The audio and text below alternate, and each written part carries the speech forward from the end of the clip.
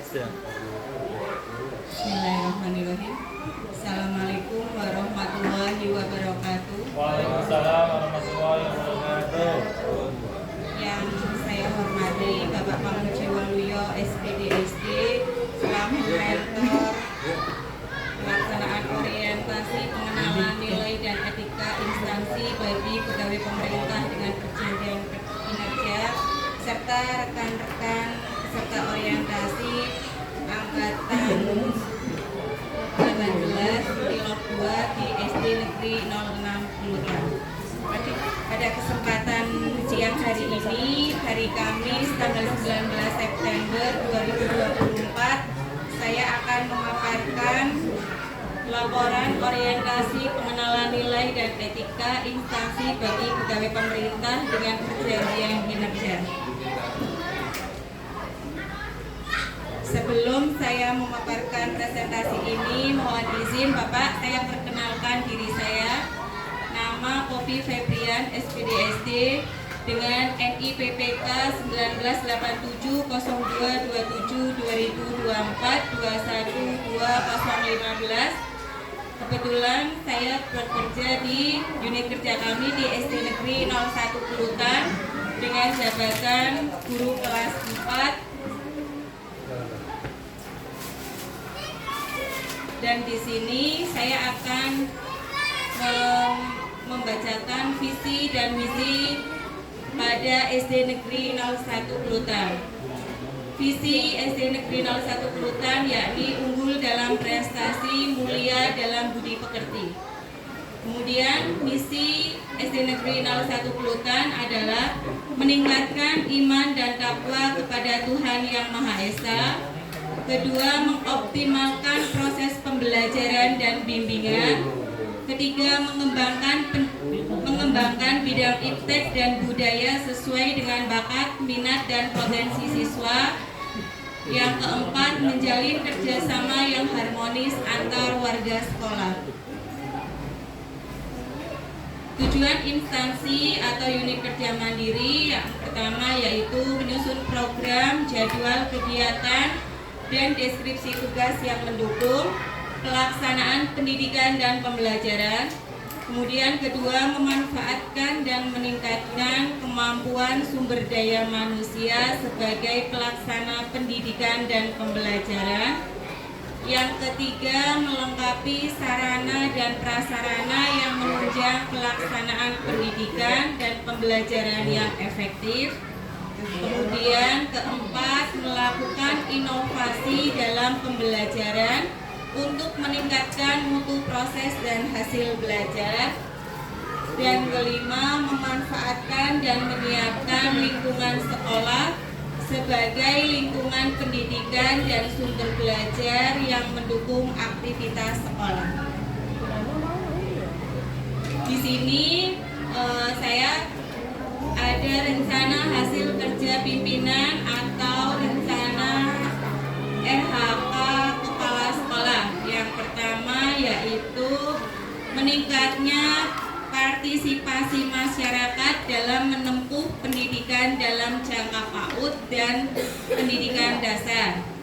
Kemudian yang kedua, terlaksananya pokok manajerial, pengembangan kewirausahaan dan supervisi kepada guru dan tenaga kependidikan.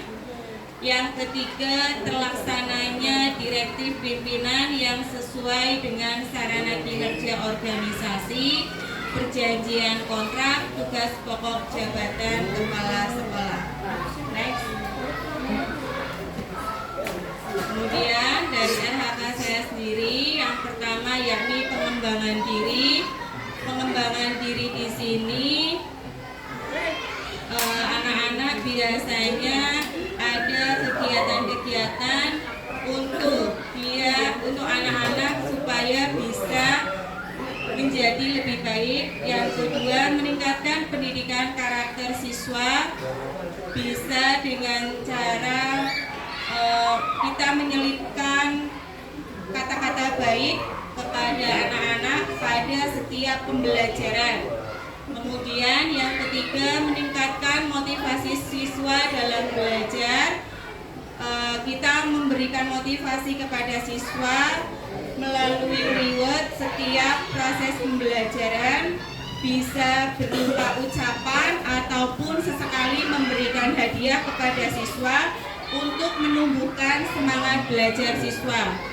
Yang keempat adalah meningkatkan minat baca siswa melalui literasi dengan menggunakan pojok baca yang ada pada setiap kelas.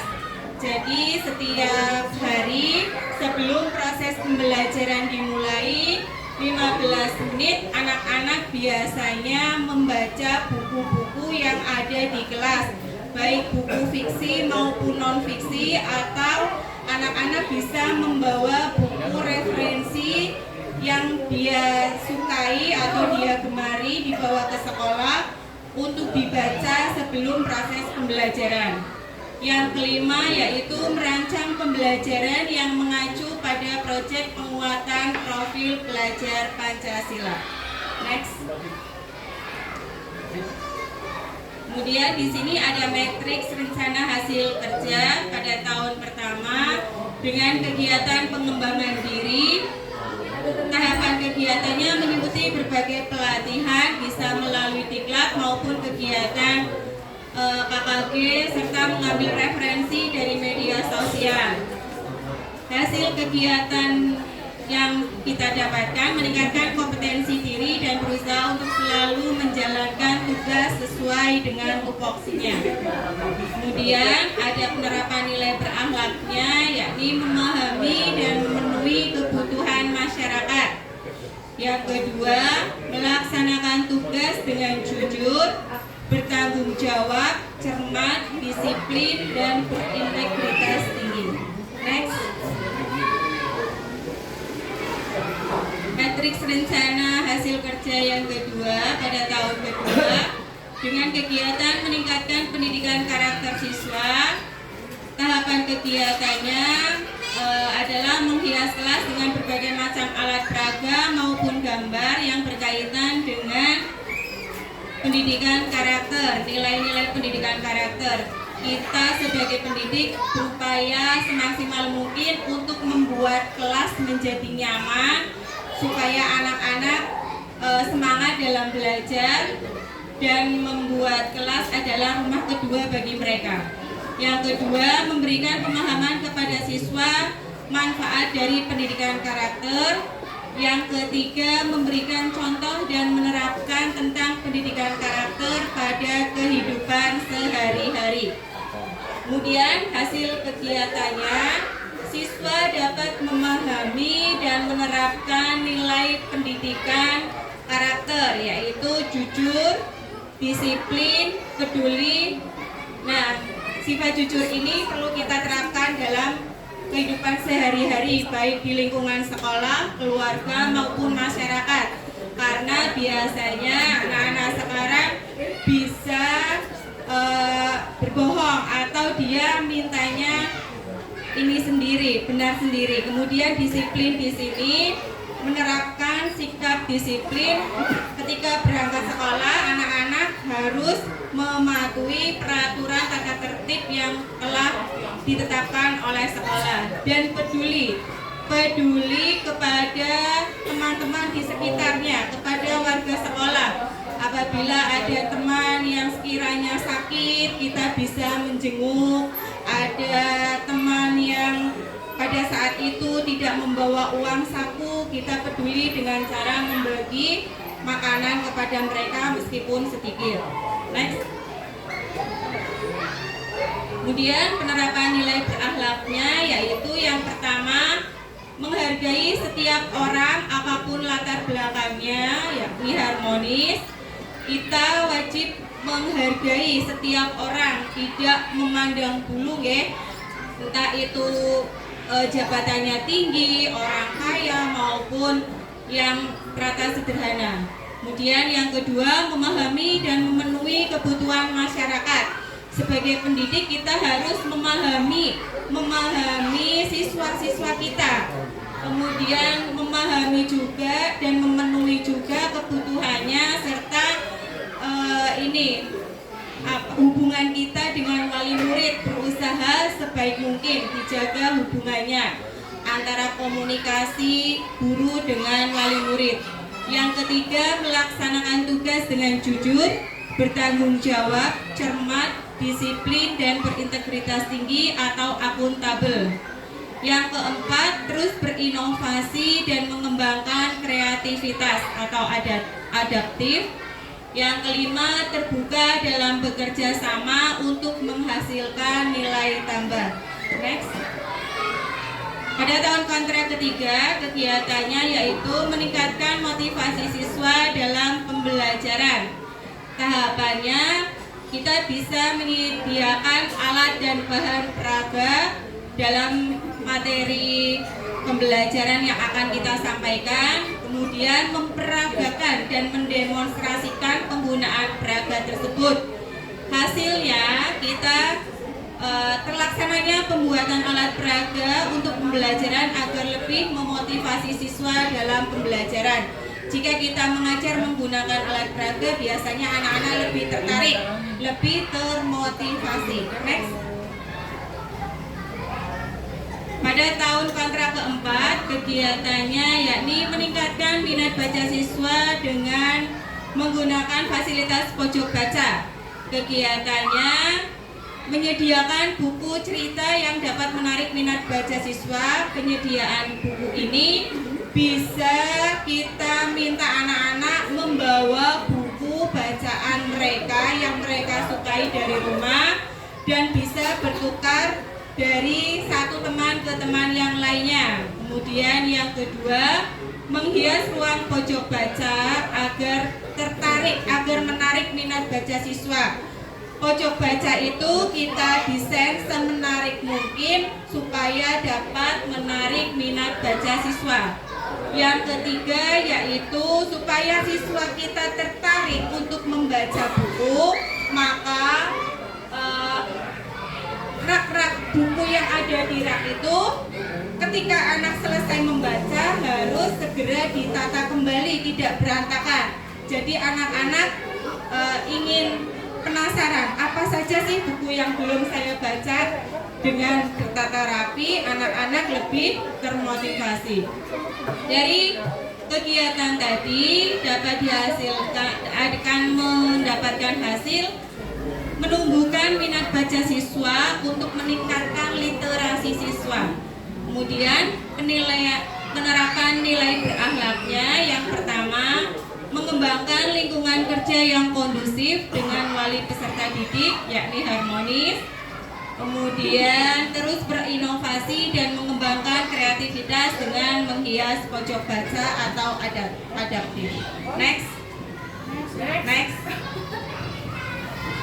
Pada tahun kelima, kegiatannya yakni merancang pembelajaran yang mengacu pada proyek penguatan profil pelajar Pancasila atau P5.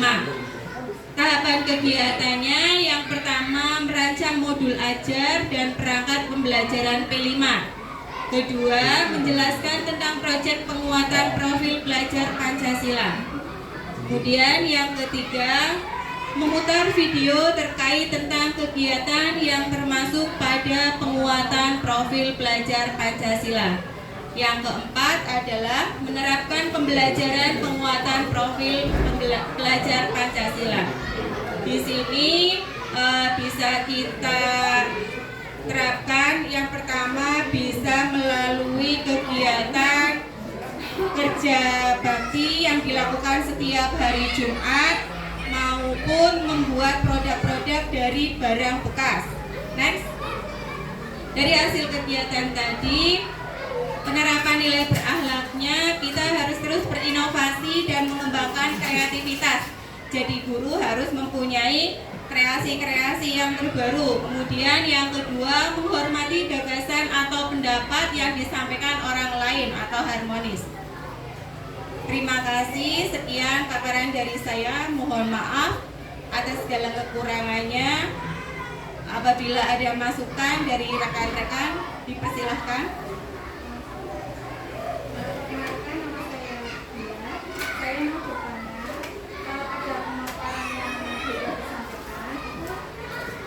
Jelaskan bagaimana